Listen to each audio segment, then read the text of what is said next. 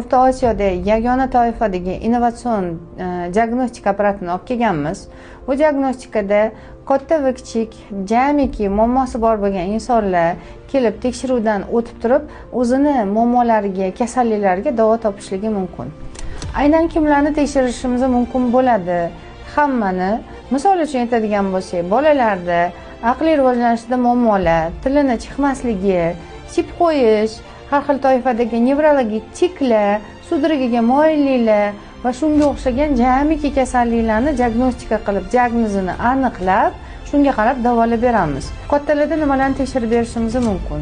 Nevroz, nevrologik har qanaqa kasalliklarni, aqliy zaifliklarni ham hattoki tekshiramiz va og'ir formadagi vasvasa kasali bor, panik ataka deyiladi. Aynan shu panik atakani qatdan kelib chiqishini topib, shunga qarab davolab bera olamiz. Absolyut darajada katta va kichikni birdek tekshirib davolaydigan apparat hisoblanadi.